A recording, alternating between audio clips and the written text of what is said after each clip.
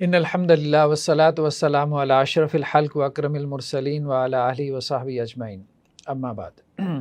جی، آج ہماری ایک خصوصی کلاس ہے جسے ہم زواج کلاس کا نام دے رہے ہیں، میرج کورس۔ بیسیکلی اس کے پیچھے آئیڈیا یہ ہے کہ زندگی بھر کے لیے انسان نے ایک فیصلہ کرنا ہوتا ہے اور اس کے لیے کوئی ٹریننگ نہیں ہے، کوئی تربیت نہیں ہے، نہ کنواروں کے لیے کوئی تربیت ہے، نہ شادی شدہ کے لیے۔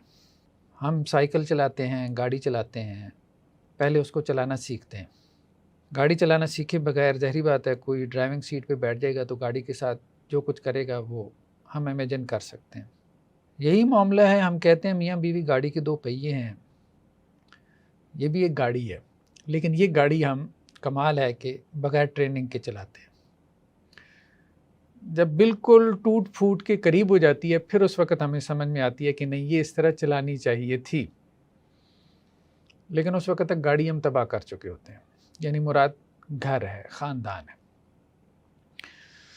تو اس لیے ہم نے سوچا کہ ہم ایسا کریں کہ زواج کورس کے نام سے یا زواج کلاس کے نام سے ایک انٹروڈکٹری کورس جو ہے وہ لوگوں کے لیے تیار کریں، خاص طور پہ پڑھے لکھے طبقے کے لیے۔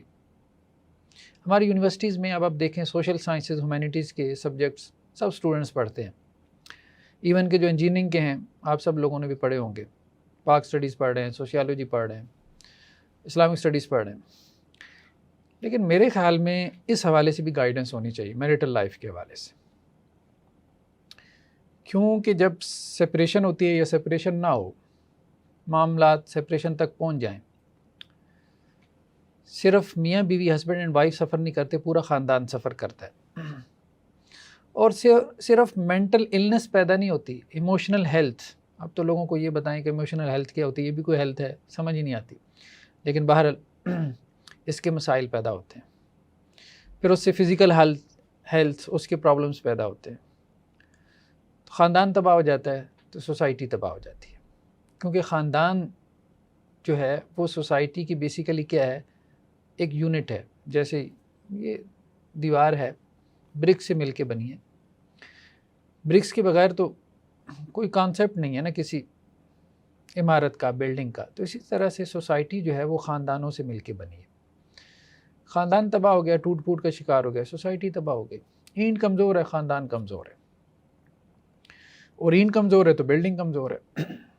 تو خاندان کو مضبوط بنانا بہت ضروری ہے، مضبوط بنیادوں پہ کھڑا کرنا، تاکہ سوسائٹی مضبوط ہو۔ اور خاندان کب مضبوط ہوگا؟ جب ہمیں پتہ ہوگا کہ ہم مختلف اینگل سے، مختلف پرسپیکٹیو سے ہم خاندان کو اسٹڈی کریں، ریلیجس، سوشیالوجی کا، سائیکالوجی کا، مختلف پرسپیکٹیو سے لوگوں نے اسٹڈی کیا، ہمارے سامنے آئے، ہم اس کو ڈسکس کریں اور اپنے بچوں کو ایجوکیٹ کریں اور ان کو ٹریننگ دیں۔ تو ہمارا یہ جو زواج کلاس ہے، بیسیکلی اس کے دو سیشن ہیں۔ پہلا سیشن جو ہے وہ سیشن ہے بیسیکلی تھیری، جیسے آپ یونیورسٹی میں تھیری پلس لیب پڑھتے ہیں، آپ نے پرنسپلس پڑھے، پھر ان کی آپ اپلیکیشن کی طرف آتے ہیں۔ تو پہلا ہمارا جو سیشن ہے یہ 4 لیکچرز پہ مشتمل ہے، اس میں ہم تھیری ڈسکس کریں گے۔ اور دوسرا جو ہمارا سیشن ہوگا، سیکنڈ سیشن، وہ 3 لیکچرز پہ ہوگا، 3 گھنٹے کا ہوگا، اور اس میں ہم اپلیکیشن، ان پرنسپلس کی اپلیکیشن، ان کو اپلائی کرنا سیکھیں گے کہ جن کو ہم نے ڈسکس کر لیا پہلے پارٹ میں یا پہلے سیشن میں۔ اور پہلا جو ہمارا سیشن ہے، اس میں جو ہمارے سامنے ایک ریفرنس بک ہے وہ فقہ السنہ ہے۔ تو اس میں جو کتاب النکاح ہے، چیپٹر آف نکاح، میرج، وہ بیسیکلی ہمارے پہلے سیشن میں ہم اس کو دیکھیں گے، اس کو مد نظر رکھیں گے، ریفرنس بک کے طور پہ استعمال کریں گے۔ دوسرا جو ہمارا سیشن ہے اس میں ایک خود کی میری کتاب ہے، میریٹل لائف کے حوالے سے، ازدواجی زندگی، مسائل اور حل، اس کو ہم سامنے رکھیں گے۔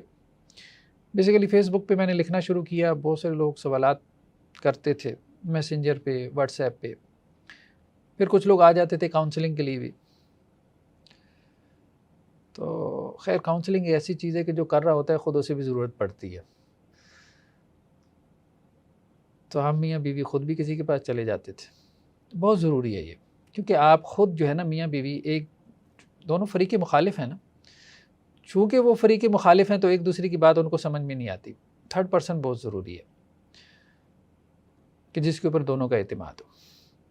تو وہ لوگ آتے تھے، اس سے پھر جو ہے نا وہ کافی زیادہ ایک ڈیٹا بینک بنا، بہت سی چیزوں کو سمجھنے میں مدد ملی، عورتوں کی سائیکالوجی، مرد کیسے سوچتے ہیں، مردوں کا مزاج. پھر اس پہ میں نے ایک کتاب مرتب کی، marital life problems and solutions کے نام سے، تو وہ میری ویب سائٹ پہ موجود ہے. تو وہ بیسیکلی بہت پریکٹیکل مسائل ہیں، مطلب لوگوں کے پوچھے ہوئے سوالات، لوگ جن حالات سے گزر رہے تھے.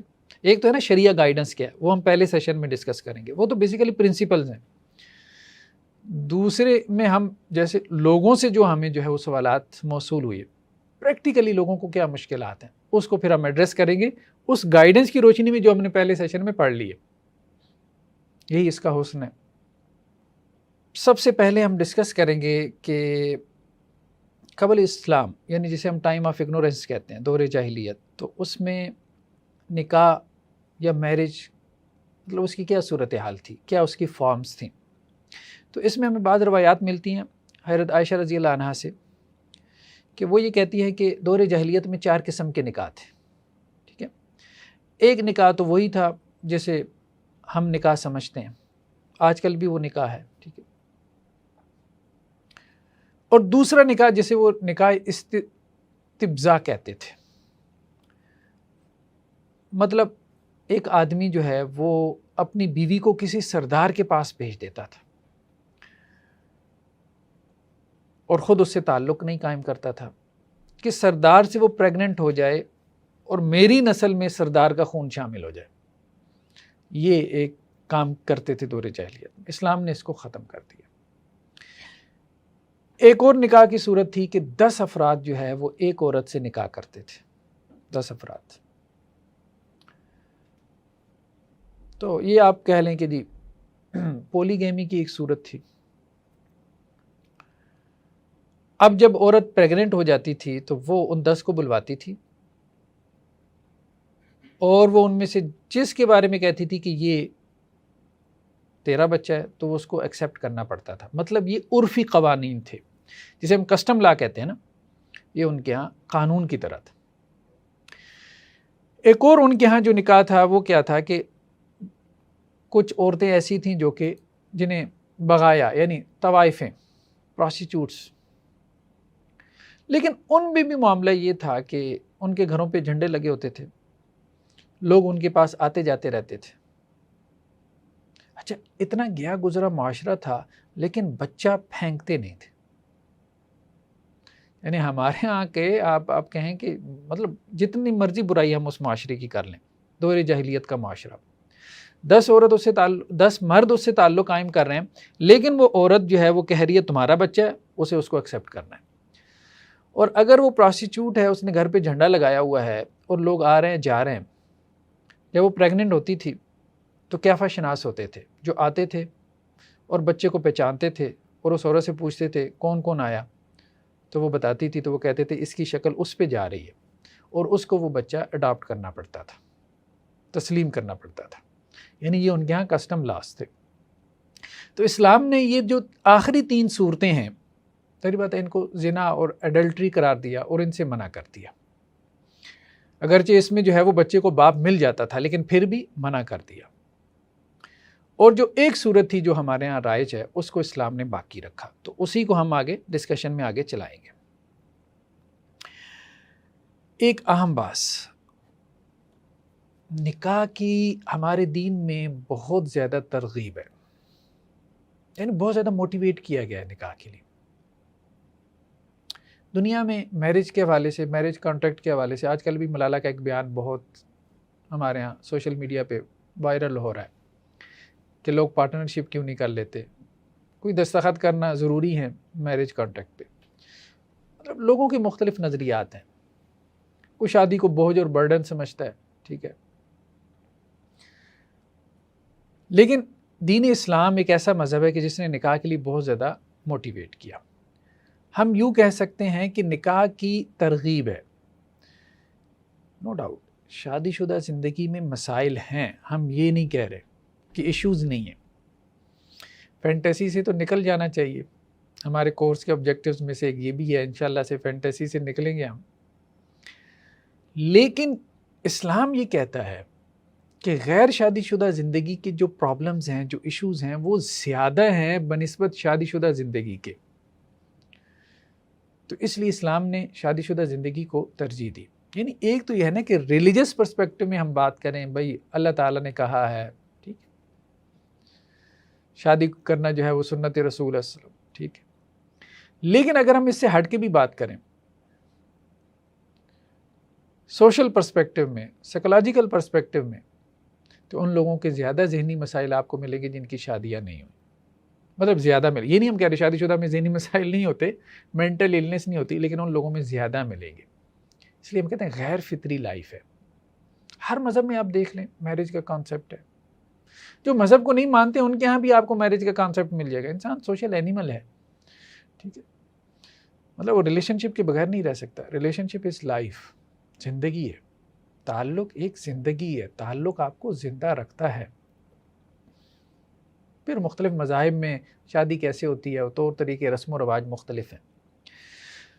تو قرآن مجید میں بھی اس کی ترغیب ہے، ٹھیک ہے، اور ہمیں اس کے لیے لوگوں کو موٹیویٹ کرنا ہے. ٹھیک ہے نا. یہ بات اس لیے اہم ہے، میں نے کہا کہ یہ بہت امپورٹنٹ ہے کہ بہت سے نوجوان لڑکے اور لڑکیاں اس وقت شادی شدہ اپنے ارد گرد جو لوگ ہوتے ہیں، ان میرج لائف بڑے بھائیوں کی ہے یا ماں باپ کے ہیں، جھگڑے ہیں، ٹھیک ہے، ان سب کو دیکھ کے نا وہ ڈس اپوائنٹ ہو جاتے ہیں اور نیگیٹو ہو جاتے ہیں میرج لائف کے بارے میں. اور وہ یہ سوچنا شروع کر دیتے ہیں کہ یار کیا روز روز کا جھگڑا، ہم تو شادی کرنی نہیں، ہم نے تو کرنی نہیں. مطلب یہ کمنٹس ملتے ہیں. اور خاص طور پہ لڑکیاں بہت زیادہ اثر لیتی ہیں. اگر پیرنٹس میں سپریشن ہو جائے یا گھر میں گالم گلوچ ہو رہا ہو، وہ زیادہ اثر لیتی ہیں. اچھا میرا بھی یہی حال ہوگا، مجھے بھی ایسا ہسبینڈ ملے گا. یا لڑکا ہے تو وہ کہے گا مجھے بھی ایسی وائف ملے گی، تو اس سے بہتر ہے میں نہ کروں. تو ہم اس اعتبار سے یہ بات کر رہے ہیں، اس پرسپیکٹو میں ہم نے یہ بات سمجھنی ہے کہ شادی کی یہ جو ترغیب کی آیات ہیں، یہ جو احادیث ہیں، یہ بہت اہم ہے. یعنی یہ سوچ آ جائے چلی جائے کوئی حرج نہیں ہے وقتی طور پہ، لیکن اس کو ذہن میں جگہ نہیں دینی چاہیے کہ بغیر شادی کے لائف گزارنی. تو قرآن مجید میں اللہ سبحانہ و تعالیٰ نے ایک جگہ پہ فرمایا وَلَقَدْ أَرْسَلْنَا رُسُلًا مِّن قَبْلِكَ وَجَعَلْنَا لَهُمْ أَزْوَاجًا وَذُرِّيَّةً. اے نبی صلی اللہ علیہ وسلم، ہم نے آپ سے پہلے بھی رسول بھیجے، سب رسولوں کی بیویاں تھیں، اولاد بھی تھی. تو یہ صرف نبی کریم صلی اللہ علیہ وسلم کی سنت نہیں ہے، بلکہ آدم علیہ السلام سے لے کے ہم اللہ کے رسول صلی اللہ علیہ وسلم تک. اسی طرح اللہ سبحانہ و تعالیٰ نے ایک اور جگہ پہ قرآن میں کہا کہ اللہ کی نشانیوں میں سے ہے خَلَقَ لَكُم مِّن أَنفُسِكُمْ أَزْوَاجًا. اللہ تعالیٰ نے تمہارے نفس سے تمہارے جوڑے پیدا کیے. نفس سے، جیسے اللہ تعالیٰ نے ایک اور جگہ پہ قرآن میں کہا کہ آدم کو اللہ نے پیدا کیا اور آدم سے اللہ تعالیٰ نے ان کا جوڑا پیدا کیا. اس کو اللہ کے وسلم نے یوں واضح کیا کہ آدم علیہ السلام کی پسلی سے اماں حوا کو پیدا کیا گیا. جو نصوص ہیں نا، ٹیکسٹ ہیں ہمارے دین کے، یقین مانیں ان پہ غور کریں تو عجیب گرہیں کھلتی ہیں. اب کہنے کو تو یہ ایک روایت ہے کہ آدم کی پسلی سے اماں حوا پیدا ہوئی، اور ہو سکتا ہے عورتیں یہ سمجھے کہ شاید اس میں ہمارے لیے کوئی تذلیل کا پہلو ہے کہ ہم دوسرے درجے کی مخلوق ہیں. جیسے ماں کے وجود کا کبھی حصہ رہی ہوتی ہے اولاد، 9 ماہ تک ماں اس کو اپنے رحم میں رکھتی ہے نا، تو اس لیے ماں کی جو لپک ہوتی ہے اولاد کی طرف وہ زیادہ ہوتی ہے، اس کے وجود سے نکلی. اللہ نے عورت کو اس لیے مرد کے وجود سے نکالا. یہی وجہ ہے کہ مرد عورت کے پیچھے بھاگتا ہے، کیونکہ وہ اس کے وجود سے پیدا کی گئی ہے. مرد عورت کے پیچھے بھاگتا ہے اور عورت مال کے پیچھے بھاگتی ہے. یہ بہت اہم چیز ہے. خیر اس میں ہم آگے چل کے گفتگو کریں گے. تو اللہ تعالیٰ نے کہا کہ اللہ نے تمہارے نفس سے، تمہارے وجود سے تمہارے جوڑے پیدا کیے، یعنی تمہارے اندر سے تمہارے جوڑوں کو نکالا، لِتَسْكُنُوا إِلَيْهَا، تاکہ تم ان سے سکون حاصل کرو. جیسے ماں کو اپنی اولاد سے سکون ملتا ہے، اسی طرح مرد کو عورت سے سکون ملتا ہے. وَجَعَلَ بَيْنَكُمْ مَوَدَّةً وَرَحْمَةً، اور اللہ نے تمہارے مابین مودت اور رحمت، الفت اور محبت ڈال دی. بہت محبت کا تعلق ہے میاں بیوی کا تعلق. بھلے وہ نہ مانے. ایک جملہ بس میں اکثر کہتا ہوں کہ وہ انکار کر رہے ہوتے ہیں، کوئی تعلق نہیں، کوئی تعلق نہیں، ختم ہو گیا ہمارا تعلق ہے 8-10 سال بعد. یہ جو سیپریشن کے بعد آپ کو پین فیل ہو رہی ہے، یہ بتا رہی ہے کہ تعلق بہت گہرا تھا. آپ جھوٹے ہیں. جہاں تعلق نہ ہو وہاں کہاں سے پین آ جائے گی بھائی؟ مطلب پڑوسی کا بچہ فوت ہو جائے تو آپ کو کتنی پین ہوگی؟ راہگیر کا موبائل زمین پہ گر جائے تو آپ کو کتنی درد ہوگی؟ آپ کا گرے گا پھر تکلیف کچھ اور ہوگی، کیونکہ اپنے موبائل کے ساتھ آپ کو ایک تعلق ہے. آپ کے بیٹا فوت ہوگا پھر آپ کی پین اور ہوگی. تو جہاں پین ہے وہاں ریلیشن شپ ہے، وہاں ریلیشن شپ ہے. تو بھلے سیپریشن ہو گئی ہے، وہ سیپریشن کے بعد کی پین بتا رہی ہے کہ ریلیشن شپ بہت گہرا. تو اللہ نے یہ جو بات کہی ہے نا، اللہ تعالیٰ ٹھیک کہہ رہے ہیں، وَجَعَلَ بَيْنَكُمْ مَوَدَّةً وَرَحْمَةً. اللہ نے مودت اور رحمت اس میں بہت محبت اور الفت ڈال دی ہے. انسان جھگڑالو ہے. اللہ تعالیٰ خود کہتے ہیں کہ یہ جھگڑالو ہے، قرآن میں کہا ہے، مانتا ہی نہیں ہے. جب بھی میاں بیوی جو ہیں وہ کاؤنسلنگ کے لیے آئیں گے تو نہیں، کوئی تعلق نہیں، ہمارے درمیان تعلق رہ ہی نہیں گیا، لیکن ہوتا ہے. خیر بہرحال اسی طرح قرآن مجید نے ایک اور جگہ پہ کہا وَانكِحُوا الْأَيَامَ مِنكُمْ وَالصَّالِحِينَ مِنْ عِبَادِكُمْ وَإِمَائِكُمْ. بے نکاحوں کا نکاح کرو. اور یہ بھی کہا کہ تمہارے غلاموں میں سے، لونڈیوں میں سے جن کا نکاح نہیں ہو ان کا بھی نکاح کر دو. یعنی اولاد تو علیحدہ، اولاد کے تو کرنے ہی کرنے ہیں نا والدین نے، جو کہ کر ہی نہیں رہے. اور یہ بھی ایک المیہ ہے ہمارے معاشرے کا، جوان اولاد خاص طور پہ. اب لڑکے ہیں، اب وہ یہ سوال پوچھتے ہیں سر اپنے والدین کو کیسے بتائیں، کیسے راضی کریں ہماری شادی کر دیں. اور یہ لڑکیوں کے بھی مسائل. اب ان کا تو یہ کہنا ہی جو ہے وہ ایک طرح سے سمجھا جاتا ہے کہ جی پتہ نہیں کیا اس کو کیا آخر آئی ہوئی ہے. لیکن بہرحال ایک فطری ضرورت ہے اللہ تعالیٰ نے رکھی ہے. تو اس لیے اللہ تعالیٰ نے سوسائٹی کو مخاطب کر کہ جن کے نکاح نہیں ان کے نکاح کر دو، بلکہ ان کے بھی کرو جو تمہارے غلام اب غلام اللوڑیاں نہیں ہیں، مطلب تمہارے گھروں میں جو ملازمین ہیں ان کے بھی کر دیا کرو، جن کے تم سرپرست ہو. تمہیں تو یہ کام بھی کرنا چاہیے. ان یکونوا فقراء یغنیہم اللہ من فضلہ. اگر وہ فقیر ہوں گے اللہ انہیں اپنے فضل سے غنی کر دے گا. مطلب سب سے بڑی یہی ریزن ہوتی ہے نا کہ کما نہیں رہا، ابھی تک اس کا گھر نہیں بنا، تو والدین کو کچھ سپورٹ کر کے نکاح کر دینا چاہیے. شادی شدہ جو لائف ہے وہ غیر شادی شدہ زندگی سے بہت بہتر ہے. لیٹ میرج جو ہے وہ مسائل پیدا کرتی ہے، نو ڈاؤٹ. ارلی میرج کے اندر بھی مسائل ہیں، بچہ رسپانسیبل نہیں ہوتا. لیکن بات یہ ہے کہ 25 سال کے بھی بچے نے شادی کے بعد 5 سال میں رسپانسیبل بننا ہے. وہی آپ اس کی 20 سال کی عمر میں شادی کریں گے تو پھر بھی اس نے 5 سال میں رسپانسیبل بننا ہے. مطلب گاڑی چلانا سیکھے گا تو ظاہری بات ہے تبھی اس کی رسپانسبلٹی اس کے اندر آئے گی.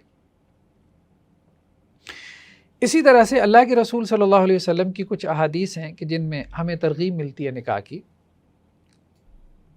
ایک روایت میں ہے کہ اللہ کے وسلم نے کہا کہ 3 لوگ ایسے ہیں کہ اللہ تعالیٰ یہ کہتے ہیں کہ میرے اوپر لازم ہے کہ میں ان کی مدد کروں. ایک وہ جو اللہ کے راستے پہ جہاد کر رہا ہے، دوسرا وہ غلام جو آزادی چاہتا ہے اور اس کے لیے پیسے جمع کر رہا ہے کہ مالک کو دوں اور وہ مجھے آزاد کر دے، کہ بھائی یہ قیمت پکڑو میری اور مجھے آزاد کر دو. اور تیسرا وہ شخص جو پاک دامنی کے لیے، پاک زندگی گزارنے کے لیے نکاح کرنا چاہتا ہے، تو اللہ کے ذمہ اللہ تعالیٰ اس کی مدد کرے.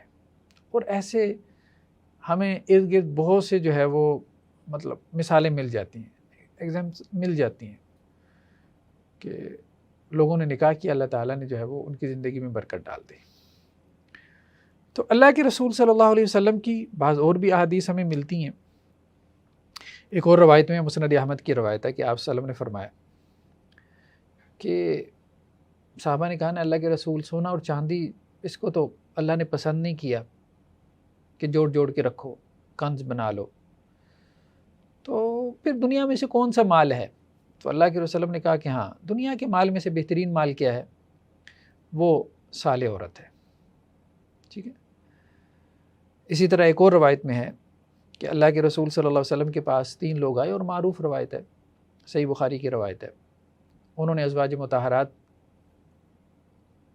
سے پوچھا کہ اللہ کے رسول صلی اللہ علیہ وسلم کی جو ہے وہ گھر کی جو ہے وہ لائف کیسی ہے، کتنی عبادت کرتے ہیں تاکہ ہم بھی ویسی عبادت کریں. تو ازواج مطہرات نے بتا دیا کہ اللہ کے رسول گھر میں بات چیت بھی کرتے ہیں اور اللہ کو بھی یاد کرتے ہیں.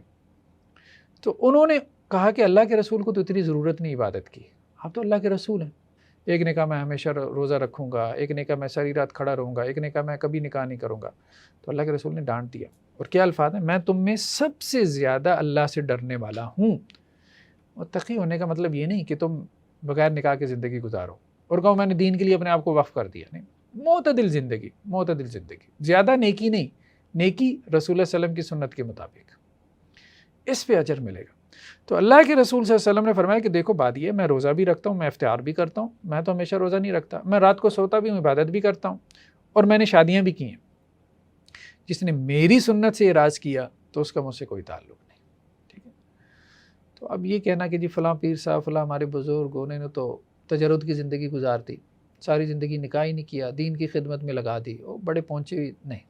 اللہ کے رسول صلی اللہ علیہ وسلم کی زندگی ایسی نہیں تھی, صحابہ کرام کی زندگی جو ہے وہ ایسی نہیں تھی. تو نکاح کی زندگی جو ہے نا یہ بہت ضروری ہے. نیکسٹ, نکاح کی حکمت کیا ہے, بہت سے مطلب اس کے پیچھے وزڈم کیا ہے, فائدہ کیا ہوگا. بھائی ظاہری بات ہے یہاں سارے لوگ پوچھتے ہیں کیا فائدہ کیا ہوگا. تو بہت سی چیزوں کی طرف ہمارے دین نے رہنمائی کی ہے. ایک تو قرآن نے کہا نسل انسانی کی حفاظت ہوگی, معلوم ہوگا کہ یہ فلاں کی نسل سے ہے. ٹھیک, اب زنا میں تو ظاہری بات ہے کہ وہ اب نسل تو کیا معلوم ہو, وہ بچہ تو کوڑے دان پہ پھینک دیتے ہیں, کوڑا کرکٹ کے اوپر پھینک کے چلے جاتے ہیں. زندگی محفوظ نہیں ہوتی نا, مطلب اس کو کون پالے, کون سنبھالے گا. دوسرا کیا ہے, ظاہری بات ہے انسان کے اندر اللہ نے مختلف جبلتیں رکھی ہیں, انسٹنکٹس ہیں, ان میں سے ایک سیکس کی جبلت بھی ہے. تو جائز طریقے سے اس جبلت کی کیا ہو, تسکین ہو. اور ویسے یہ بات کسی حد تک ٹھیک ہے کہ اللہ نے انسان کے اندر جو جبلتیں رکھی ہیں ان میں سے قوی ترین جبلت یہ ہے, قوی ترین, سب سے بھوک کی جبلت ہے جیسے انسان کے اندر, لیکن قوی ترین جبلت یہی. اس کی وجہ یہی ہے کہ اللہ تعالیٰ نسل انسانی کو چلانا چاہتے تھے. بتائیں کہ اگر یہ جبلت انسان کے اندر اتنی قوی نہ ہوتی, اتنی اسٹرانگ نہ ہوتی, تو کوئی مرد کیوں ذمہ داری لیتا پورے خاندان کی. مجھے کیا پڑی ہے کہ اس کی صبح سے شام تک میں چخ چخ سنوں, ٹھیک ہے, اور اس کا خرچہ بھی پورا کروں, ٹھیک ہے, اور اوپر سے جو ہے وہ ساری رات جو ہے وہ منٹ سنوں بچوں کی. مطلب ایک بچہ آپ کے 3 سال لے جاتا ہے, 3 سال آپ کے لے جاتا ہے, صرف راتیں نہیں دن بھی لے جاتا ہے. یہ اتنی بڑی رسپانسبلٹی کہ آپ اپنا وقت صرف کر دیتے ہیں, آپ اپنا مال جو ہے وہ صرف کر دیں, آپ سب کچھ. تو یہ اللہ نے یہ جبلت اسی لیے اسٹرانگ رکھی ہے کہ اللہ نے نسل انسانی کو چلانا تھا. اس کے بغیر انسان نے یہ ذمہ داری لینی ہی نہیں تھی, یہ اتنی بھاری ذمہ داری تھی. اور تیسری چیز کیا ہے, معاشرت. یعنی انسان ظاہری بات ہے سوشل اینیمل ہے. سوشل اینیمل ہونے کی وجہ سے اب وہ یہ چاہتا ہے کہ لوگوں کے ساتھ رہے. ہم نے کہا نا ریلیشن شپ از لائف, یہ بہت اہم بات ہے. میرے پاس جب بھی کوئی بچہ آتا ہے نا اور مجھے کہتا ہے سر زندگی سے دل اکتا آ گیا ہے, زندہ رہنے کو جی نہیں چاہتا, تو میں اسے ایک ہی بات کہتا ہوں, تیرا بریک اپ ہوا ہے. ٹھیک, تو ریلیشن شپ کے بغیر انسان زندہ نہیں رہ سکتا. یہ انسان کی جسے کہتے ہیں نا کہ ایک وجودی ضرورت ہے, وجودی ضرورت ہے. جیسے بہت ساری چیزیں ضرورتیں ہیں نا انسان کی, مطلب ہوا, پانی, ٹھیک ہے, یہ تو مادی ضرورتیں ہیں نا جو ہمیں نظر آتی ہیں. لیکن کچھ ضرورتیں ہماری جو ہے وہ روح کی ضرورتیں بھی ہیں.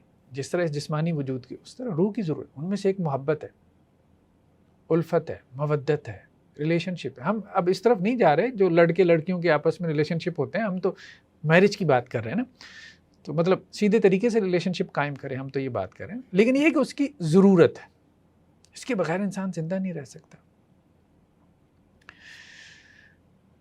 تو نکاح کے پیچھے یہ حکمتیں ہیں.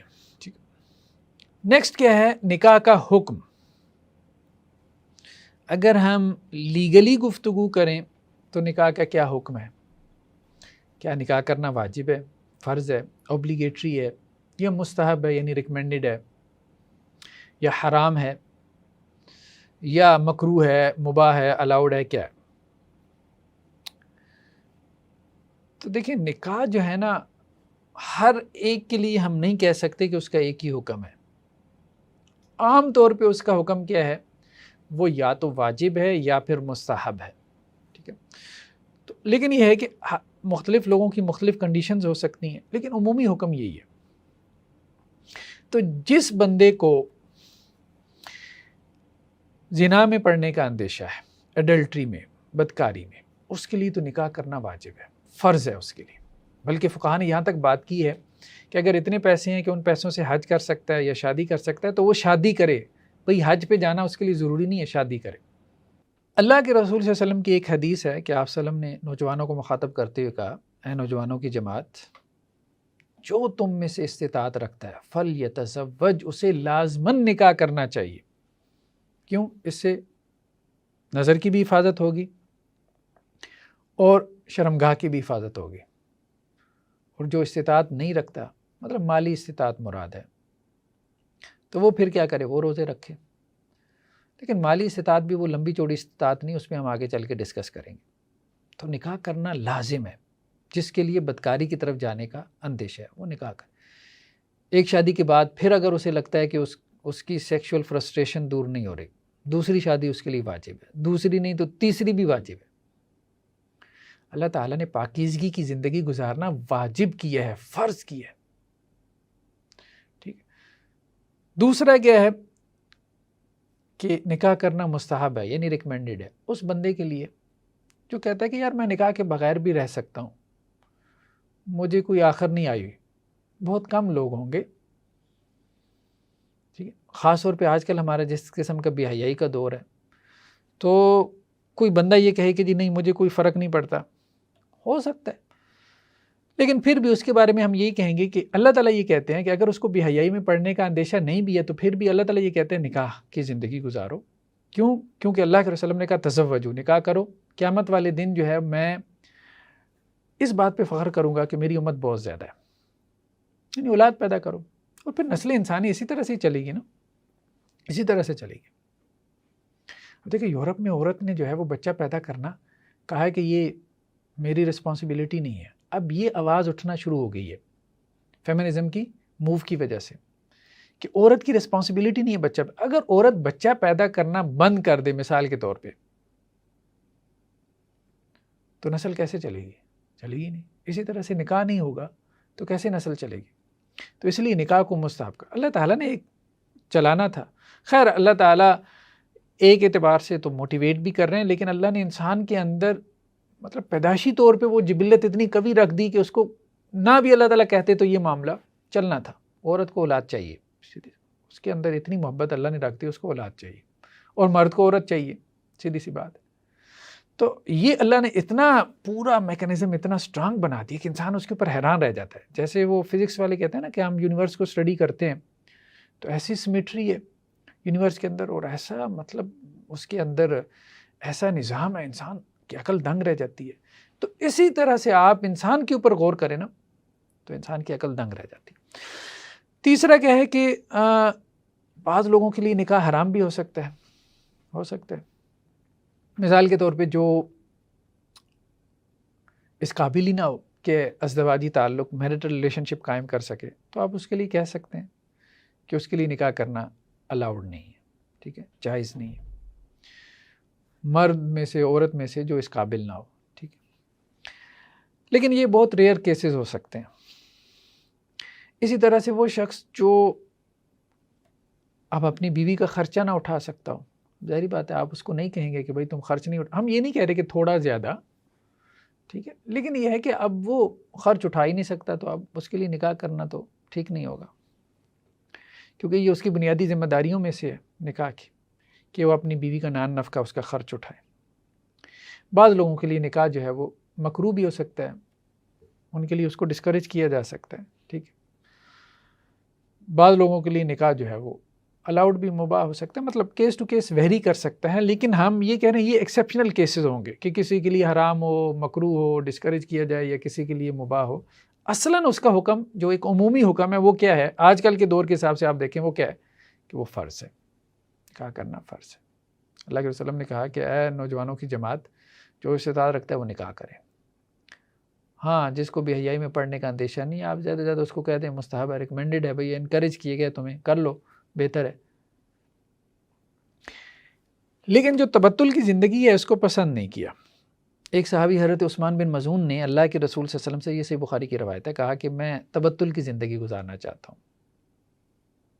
مطلب تبتل کہتے ہیں مطلب کمارا رہنا، بغیر شادی شدہ زندگی گزارنا. تو اللہ کے رسول صلی اللہ علیہ وسلم نے اجازت نہیں دی. تو خیر بہرحال نکاح کا حکم، ٹھیک ہے. اس کے بعد کیا ہے نکاح کے ارکان. نکاح ہے کیا چیز، اس کو سمجھنا ضروری ہے. بیسیکلی جو نکاح ہے نا، یہ 4 چیزوں کے اوپر کھڑا ہے. ایک تو ایجاب و قبول، آفر اینڈ ایکسیپٹنس.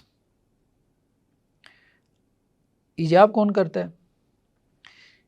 ایجاب جو ہے وہ لڑکی کا ولی کرتا ہے، قبول لڑکا کرتا ہے. ٹھیک ہے. ایجاب کا مطلب ہے آفر. یہ سمجھنا ضروری ہے. ایجاب عربی زبان کا لفظ ہے جس کا مطلب ہے واجب کرنا. اوجب یوجب، ایجاب کا مطلب واجب کرنا. یعنی لڑکی کا جو سرپرست ہے، جو اس کا گارڈین ہے، جیسے اس کا والد ہے، فادر ہے، یا جو بھی ہے، اگر وہ نہیں ہے، والد نہیں ہے، تو وہ یہ کہتا ہے کہ یہ لڑکی اب تک میری رسپانسبلٹی میں تھی. مطلب اس کے خرچ کا اور اس کی سیکیورٹی کا اور جتنے مطلب مسائل ہیں وہ میں ذمہ دار تھا. اب وہ جو ذمہ داری ہے، وہ سرپرست یہ کہتا ہے لڑکی کا، وہ میں تمہارے اوپر ڈالتا ہوں. لڑکے سے کہتا ہے، جس سے وہ اپنی بیٹی کا نکاح کر رہا ہے. تو وہ لڑکا کہتا ہے میں نے قبول کیا. لڑکی تو اس نے قبول کی لیکن اصلاً اس نے ذمہ داری قبول کی. کیونکہ عورت جو ہے نا ہمارے ہاں اسلامکلی اگر ہم بات کریں تو وہ ڈیپینڈنٹ ہے. شادی سے پہلے اس کا ولی کون ہے؟ اس کا والد ہے، اس کا سرپرست، اس کا گارڈین، جو ذمہ دار ہے، اس کا رسپانسیبل ہے اس کے تمام کاموں کا، گھر کے ہوں باہر کے ہوں. اور شادی کے بعد اس کا شوہر ہے. تو وہ یہ رسپانسبلٹی اصل میں شادی کے موقع پہ ٹرانسفر ہوتی ہے لڑکی کے ولی سے لڑکے کی طرف. ٹھیک ہے. تو یہ ہے بیسیکلی ایجاب و قبول. دوسرا کیا ہے؟ ولی. اب ولی کا ہونا اس لیے ضروری ہے کہ رسپانسبلٹی اس کے اوپر ہے تو اسی نے تو ٹرانسفر کرنی ہے. ولی سے مراد لڑکی کا فادر، اس کا ہونا ضروری ہے. یعنی یہ نکاح کے ارکان میں سے ہے. تو ولی کی موجودگی، ولی کی اجازت، جیسے آپ کے اس کی پرمیشن ہو یا وہ خود موجود ہو، اس کی جو پریزنس ہے وہ ضروری ہے. 2 چیزیں ہو گئیں. تیسرا ہے گواہی. کم از کم 2 گواہ ہونے چاہیے جو موجود ہوں، جو بعد میں مطلب کہ معلوم ہونا کہ جی شادی ہوئی تھی. مطلب ظاہری بات ہے یہ ہمارے یہاں مسائل پیدا ہوتے ہیں بعد میں. اگر گواہیاں نہیں ہوں گی تو مسائل پیدا ہوں گے. عورت کلیم کر سکتی ہے اس نے مجھ سے نکاح کیا تھا، مرد کہتا ہے یہ تو جھوٹی ہے، میں نے تو کوئی نکاح نہیں کیا تھا. ٹھیک. تو وہ گواہ ہو.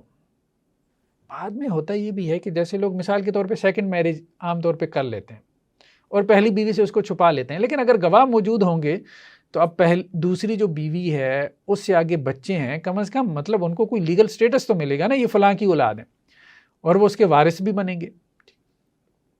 تو گواہ ہونا ضروری ہے، کم از کم 2 گواہ ہوں. لیکن حدیث میں اس چیز کا، اس کی ترغیب ہے کہ اعلنوا ھذا النکاح، اعلان کرو، اعلان کرو. اس لیے ہمارے یہاں شادی کو اعلانیہ کیا جاتا ہے، یہی چیز پسندیدہ ہے. اور چوتھی چیز حق مہر ہے. ٹھیک ہے. تو یہ 4 جو ہے نا نکاح کے حق مہر، جو شادی کے موقع پہ تحفتاً عورت کو جو رقم دی جاتی ہے، اور احادیث میں بھی اس کی تاکید ہے. تو یہ 4 چیزیں جو ہے وہ جسے ہم پلرز کہتے ہیں نکاح کے، جن کے اوپر نکاح جو ہے وہ قانونی طور پہ کھڑا ہے. ایجاب و قبول نہیں ہوگا تو نکاح نہیں ہے، ساری بات ضروری ہے. آفر اینڈ ایکسیپٹنس ہونی چاہیے.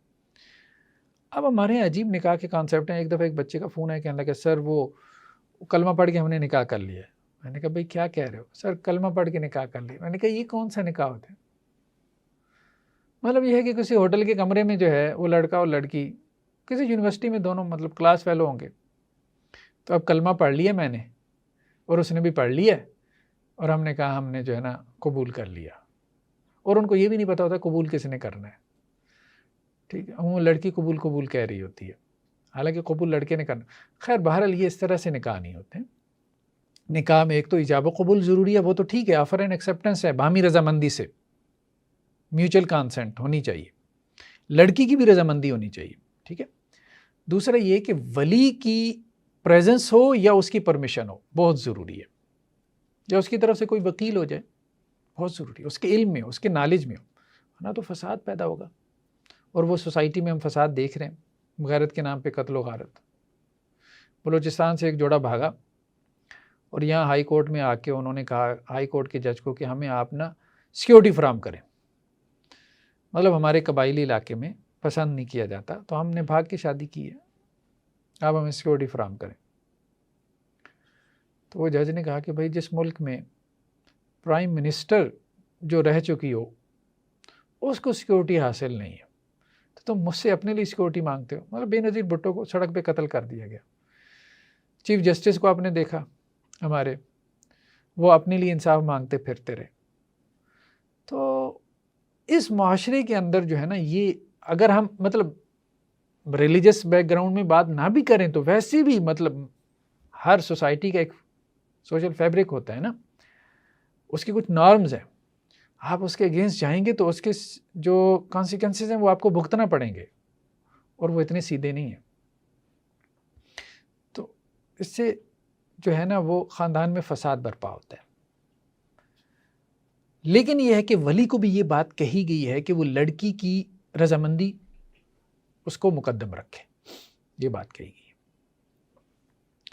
جیسا کہ بعض روایات میں یہ بات ہے کہ ایک خاتون اللہ کے رسول صلی اللہ علیہ وسلم کے پاس آئیں اور کہنے لگی کہ میرے والد نے میری شادی کر دی، اور جسے شادی کی ہے میں اس کے دین کو یا اس کے اخلاق کو برا نہیں کہتی، اچھا آدمی، اچھا دیندار آدمی، اخلاق بھی اچھے ہیں، لیکن مجھے پسند نہیں ہے، مطلب شکل و صورت مجھے پسند نہیں ہے. اللہ کے رسول نے کہا کیا علیحدگی چاہتی ہے؟ اس نے کہا. تو اللہ کے رسول نے کہا اس نے تمہیں حق مہر جو دیا واپس کر دو گی؟ اس نے کہا. تو اللہ کے رسول نے علیحدگی کروا دی. تو لڑکی کی مرضی جو ہے نا وہ ضروری ہے. ٹھیک ہے. کہاں شادی کرنی ہے اس میں لڑکی کی مرضی جو ہے نا اس کو اہمیت ہے، لیکن شادی کس نے کرنی ہے؟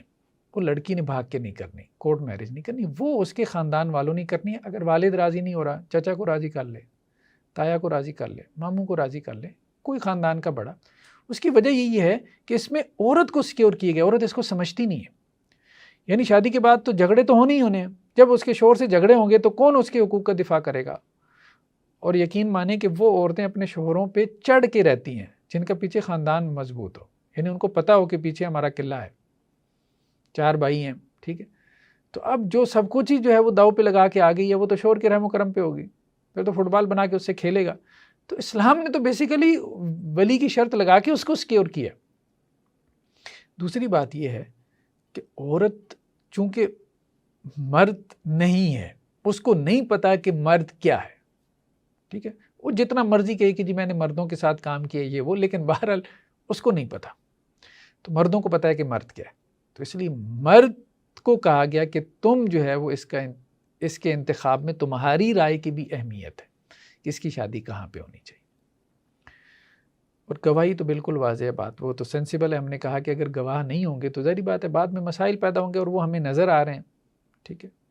اور چوتھا حق مہر، یہ تو یہ ہے کہ مرد کو چونکہ اللہ نے بڑا بنایا ہے تو اسی وجہ سے کہ وہ مال خرچ کرتا ہے. نکاح کی کچھ اقسام جو کہ ایک تو ہم نے کہا نا کہ قبل اسلام کچھ نکاح کی اقسام تھی جن کو اسلام نے ختم کر دیا، لیکن کچھ نکاح کی اقسام آج بھی ہیں.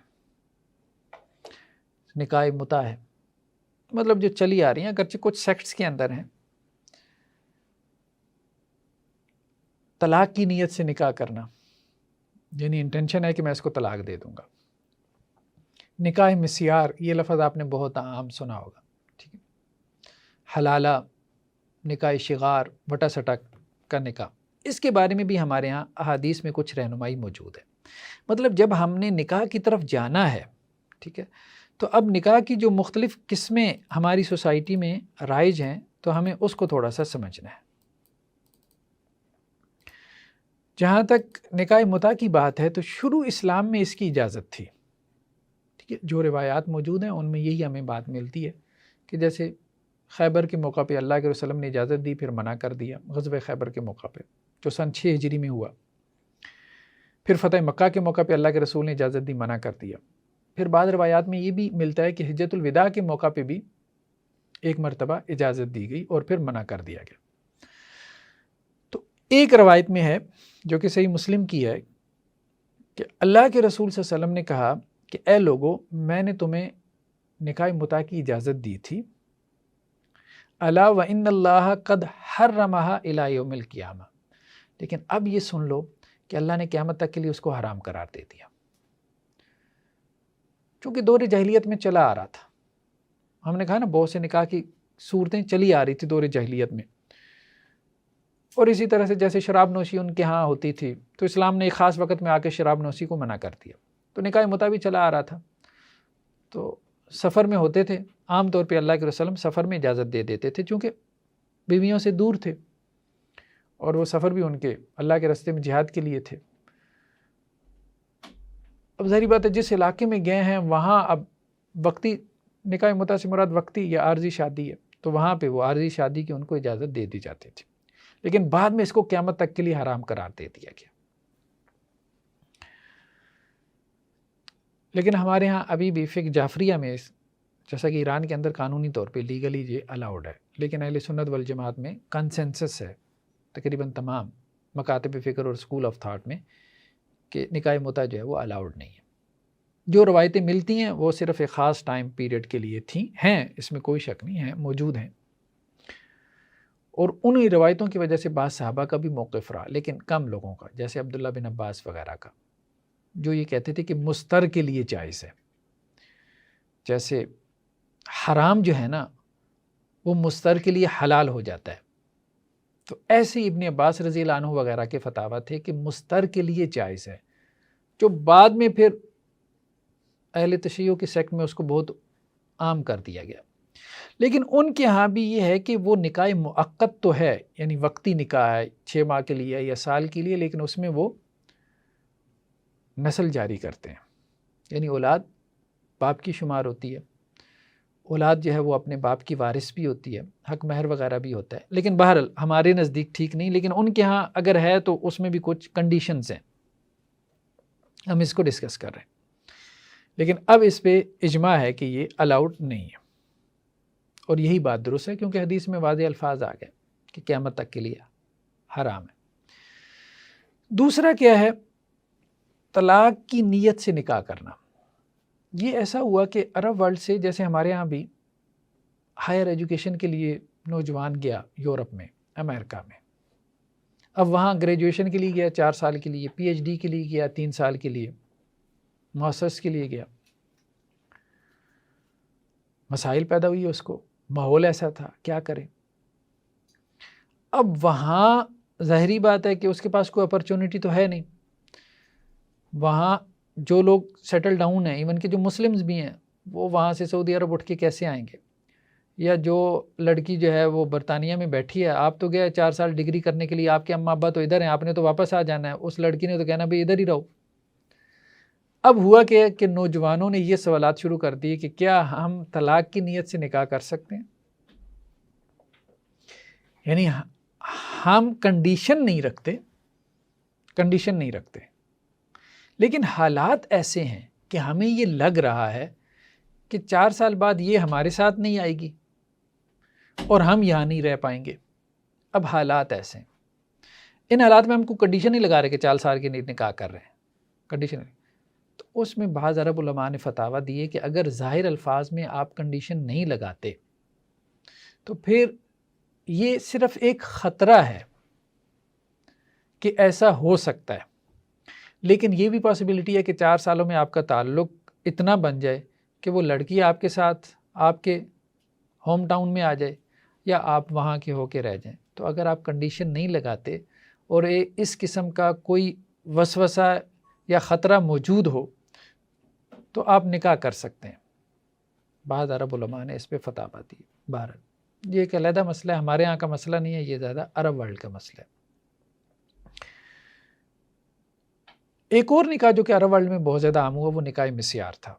نکاح مسیار متع نہیں ہے، یہ بات اہم ہے۔ متع جو ہے وہ وقتی نکاح ہے، نکاح مسیار دائمی نکاح ہے۔ نکاح مسیار میں ایجاب و قبول بھی ہوتا ہے، آفر اینڈ ایکسیپٹنس ہے، ولی بھی موجود ہے، ولی کی اجازت سے، حق مہر بھی ہے، گواہان بھی ہیں۔ صرف مسئلہ کہاں پہ ہے کہ شوہر یہ عورت کو کہتا ہے کہ بھئی میں آپ کو آپ کا پورا حق نہیں دے پاؤں گا، مطلب آپ مجھ سے اگر جیسے اس نے سیکنڈ میرج کی، اب سیکنڈ میرج کی صورت میں تو یہ ہے نا کہ جتنی کمائی آ رہی ہے، مثال کے طور پہ 10 لاکھ ہے تو 5 لاکھ اس کو دے پہلی کو اور 5 لاکھ دوسری کو دے، یا وقت ہے تو برابر برابر تقسیم کرے۔ اب وہ دوسری بیوی کو کہتا ہے کہ نہیں، پہلی سے میرے بچے ہیں، وہ اتنا برداشت نہیں کرے گی، میں مہینے میں تمہارے پاس نا 2-4 مرتبہ چکر لگا لیا کروں گا، یا میں تمہیں آدھی کمائی میں تو نہیں شریک کروں گا، میں تمہیں اتنے پیسے منتھلی دے دوں گا، 1 لاکھ دے دیا، 2 لاکھ دے دیا، بھلے میری آمدنی 50 لاکھ ہو۔ اور اگر اس پہ عورت راضی ہو جائے، اس کو کہتے ہیں نکاح مسیار، یعنی عورت اپنے کچھ رائٹس جو مالی حقوق ہیں وہ چھوڑ دے، یا وقت کا جو حق ہے اس کا وہ چھوڑ دے۔ تو اس کو عرب کنٹریز میں عام طور پہ علماء نے اس کے جواز کا فتویٰ دیا ہے۔ جواز کا فتویٰ اس لیے دیا ہے کہ انہوں نے کہا کہ شادیاں زیادہ سے زیادہ ہوں، وجہ اس کے کہ لوگ اب معاشرہ ایسا ہو گیا نا کہ لوگ بدکاری کی طرف جا رہے ہیں، تو ہمیں شادی کو آسان بنانا ہے۔ مطلب یہ جو فتاویٰ ہیں، ان فتاویٰ میں پیچھے جو کانسیپٹ ہے وہ یہ ہے کہ شادی کو آسان بنائیں، کسی طرح سے اس کو بوجھ نہ رہنے دیں، تاکہ لوگوں کی جو ایک رکاوٹ ہے شادی کرنے میں وہ رکاوٹیں دور ہو۔ تو نکاح مسیار ایک مطلب اس کے بارے میں فتاویٰ آ گیا۔ تیسرا نکاح حلالہ، یہ تو خیر واضح طور پہ حدیث میں آ گیا کہ حلالہ جو ہے یہ جائز نہیں ہے۔ اللہ کے رسول صلی اللہ علیہ وسلم کی ایک روایت ہے کہ جس میں آپ نے فرمایا کہ حلالہ کرنے والا اور کروانے والا دونوں کے اوپر اللہ کی لعنت ہو۔ اور بعض روایات میں اگرچہ ان کی صحت میں اختلاف ہے، لیکن بعض اہل علم نے ان روایات کو صحیح بھی کہا ہے۔ یہ بھی کہا گیا کہ حلالہ کرنے والا ایسی ہے جیسے کرائے کا سانڈ ہو، جیسے اپنی بھینسوں کے لیے تم کرائے کا سانڈ لے کے آتے ہو۔ تو نکاح حلالہ کیا ہے کہ ایک عورت کو 3 طلاق ہو گئی، اب کسی دوسرے مرد سے اس کا نکاح کیا جاتا ہے، اور دوسرے مرد سے یہ طے کیا جاتا ہے کہ بھائی 1 ہفتے کے لیے یا 2 ہفتوں کے لیے یا 1 مہینے کے لیے آپ اس سے نکاح کر لو، اور پھر آپ اس کو طلاق دے دو گے اور میں اسے دوبارہ نکاح کر لوں گا، یعنی میرے لیے یہ حلال ہو جائے گی۔ کیونکہ قرآن نے کہا نا کہ اگر کوئی مرد اپنی بیوی کو 3 طلاق دے دے تو وہ اب اس کے لیے حلال نہیں ہے جب تک کہ وہ کسی دوسرے سے نکاح نہ کرے اور وہ اس کو طلاق دے دے۔ لیکن قرآن نے تو کہا کہ اس طرح ہو جائے، اگر تو اس طرح اگر ہو جائے تو خود بخود ہی ہو جائے، پلان نہ ہو، تو پھر وہ اپنے پہلے شوہر سے نکاح کر سکتی ہے، لیکن پلاننگ کے ساتھ تو اللہ کے رسول نے اس پہ لعنت کی۔ ایک اور نکاح جس سے حدیث نے منع کیا وہ نکاح شغار ہے، جسے ہم بٹا سٹا کہتے ہیں، لیکن بٹا سٹا کا ایک کانسیپٹ ہمارے ہاں سوسائٹی میں ہے، وہ نہیں۔ حدیث نے جس سے منع کیا ہے وہ ہے کہ ہوتا یہ تھا دور جاہلیت میں، اسلام کے آنے سے پہلے، کہ ایک مرد جو ہے وہ کیا کرتا تھا، وہ کہتا تھا کہ میں اپنی بہن کا نکاح تم سے کرتا ہوں اور تم اپنی بہن کا نکاح مجھ سے کر دو، اور حق مہر معاف، یعنی میں نے تمہارا معاف کیا تم میرا معاف کر دو۔ دونوں سرپرست ہوتے تھے اپنی بہنوں کے، تو اس طرح سے اس سے دین نے منع کیا۔ لیکن ایک یہ ہے کہ ایک گھر میں ایک لڑکی چلی گئی، اس گھر کی لڑکی ادھر آ جائے، اس میں اسلامیکلی کوئی ممانعت نہیں ہے، باقی سوشلی اس میں مسائل ہو سکتے ہیں۔ ہوتا یہ ہے کہ ایک کو طلاق ہوتی ہے تو دوسری کا گھر بھی اجڑ جاتا ہے، عام طور پہ ہوتا ہے ایسے ضد میں۔ تو نکاح شغار، تو یہ بہرحال نکاح کی کچھ قسمیں ہیں کہ جن کو ہم نے ڈسکس کیا ہے، کہ خاص طور پہ جیسے نکاح مسیار ہے، یا ایسے حالات کے جن میں لگ رہا ہو کہ طلاق ہو جائے گی، لگ رہا ہو لیکن وہ کوئی کنڈیشن نہیں لگاتا کہ وہ طلاق دے دے گا نکاح کے وقت یا نکاح کا کانٹیکٹ کر، تو اس کے بارے میں بعض علماء نے فتاویٰ دیے ہیں، نکاح کو آسان کرنے کی غرض سے، تاکہ مشکل وقت میں جو ہے جو ہمارا امت مسلمہ کا نوجوان ہے وہ نکاح کے ساتھ زندگی گزارے، نکاح کے بغیر نہ گزارے۔ تو یہ ہمارے پہلے سیشن کا پہلا لیکچر تھا، جس میں ہم نے نکاح کی تاریخ اور اس کی اقسام اور اس کی حکمتوں کے بارے میں کچھ ڈسکشن کی ہے، یا نکاح کسے کہتے ہیں۔ اب ہم دوسرے لیکچر کی طرف جائیں گے، تو کچھ وقفے کے بعد تو دوسرے لیکچر میں ہم انشاءاللہ سے شریک حیات کا جو انتخاب ہے کہ لائف پارٹنر کو منتخب کرنے میں کن چیزوں کا لحاظ کرنا چاہیے، اس کو ہم ڈسکس کریں گے۔ پھر منگنی جو ہے انگیجمنٹ، اس کے احکامات ہیں، اور پھر نکاح میں کچھ مسائل ہیں جن کا ہمیں دھیان کرنا چاہیے، اور نکاح میں جو کنڈیشنز لگائی جاتی ہیں عام طور پہ اس کو ہم ڈسکس کریں گے۔ جزاکم اللہ خیرہ، السلام علیکم ورحمۃ اللہ۔